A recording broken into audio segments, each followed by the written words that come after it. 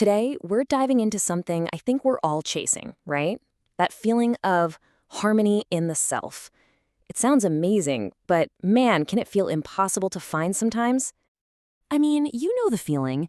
It's like you're being pulled in a million different directions. Part of you wants to be productive and crush your to-do list, while another part is screaming, let's just binge watch that new show. Or you're trying to save money, but then you see something you absolutely have to have. It's this constant, exhausting tug of war inside your own head. Well, what if I told you that the source of all that conflict, and get this, the solution too, is happening in a place we think we know really well, your imagination? And no, we're not just talking about daydreaming here. We're talking about the very engine that drives your entire inner world. All right, so let's pop the hood on this thing. The first thing you've got to grasp about this inner engine is that it never stops. Seriously, it's on 24/7 whether you're paying attention to it or not. Just think about it for a second, right now. In the last, 10 seconds, how many different thoughts or little daydreams just zipped through your mind? That constant, nonstop stream of stuff? Yeah, that's what we're calling imagination. And it's happening to every single one of us all the time. It literally never takes a vacation. Okay, so if this thing is always running, what's it even made of? Is it just random noise? Nope. Turns out it has a very specific blueprint, a three-part structure to be exact. So here's the big reveal. Your imagination, it's really the combination of three things working together all the time: your desires, your thoughts, and your expectations. And this is so important. It's not just some fuzzy background static. This is the decision-making factory. It's where everything gets decided before you ever actually do anything. Let me show you how this plays out. It all kicks off with a desire, right? Like, I want to be a healthier person. That desire immediately triggers a thought about how to do it. You know what? I should probably start running. And that thought leads straight to an expectation. Cool, I'll go buy some new running shoes. See? Desire, thought, expectation. That little cycle is spinning away in your head, probably right this second. But that leads to the real mystery, doesn't it? If that cycle is always turning, what's fueling it? Where do these desires actually come from? Who's deciding what you desire? I mean, are you the one deciding you want that new thing or to be that certain way? Or is something else pulling the strings? This is where things get super interesting because there are three hidden drivers at play. So here they are. Your imagination is getting its fuel from one of three places. First, you've got preconditioning. This is all the stuff you've soaked up from your family, from society, from your friends.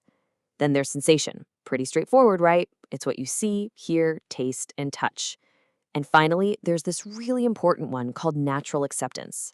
Think of it like your gut feeling, your inner conscience, that little voice that just knows what's right. And man, is preconditioning powerful. The source uses this fantastic example. You see someone wearing torn jeans, and your first thought might be, oh, that person must be having a tough time. But then someone leans over and says, what? Don't you know? That's fashion. And it's true. We will literally pay extra money for clothes that are already ripped, all because some outside idea has completely rewired how we see them. Sensation is just as sneaky, too. Imagine this. You're just walking along, minding your own business, feeling totally fine. Then, whoosh, a shiny red sports car zips by. All of a sudden, bam, a new desire is born. I want that car. It's that simple. Your sense of sight just lit a fire in your imagination. It's the same thing when you smell freshly baked cookies or hear a song you love. Okay, so we've got these three drivers: preconditioning, sensation, and natural acceptance. So what? Why does it even matter which one is in the driver's seat? Well, it matters because they lead you down two completely different roads to two totally different destinations. And the difference between these two paths is, well, it's night and day. On one path, your imagination is run by all that outside stuff. What society thinks, what looks cool, what feels good in the moment. That's called enslavement. You're constantly conflicted, stressed out, and unhappy. But on the other path, you're guided by your own natural acceptance. That's called self-organization.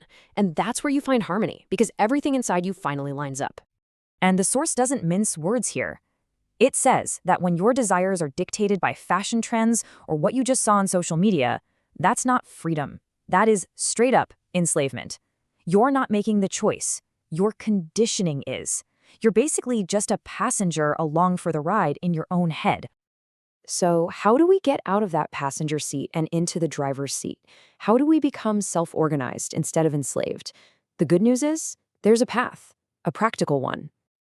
It really breaks down into 3 steps. First step, just become aware. Start noticing that inner chatter, your desires, thoughts, expectations, without judging them. Just watch the show. Step 2, start asking questions. When a new desire pops up, ask yourself, hey, where did that come from? Is this really me, or is this something I just saw an ad for? That's how you find your natural acceptance. And finally, step 3 is all about alignment. It's the daily work of making sure your imagination is actually in line with that inner compass, instead of all the noise from the outside. And that's really the whole ball game. Finding that inner harmony isn't about having an empty mind or anything like that.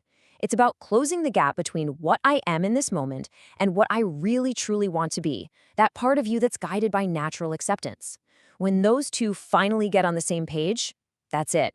The inner tug of war is over. So it all comes down to this one crucial question you have to ask yourself. Right now, in this moment, what's driving your imagination? Is it all the noise from the outside world, or is it your own authentic inner compass?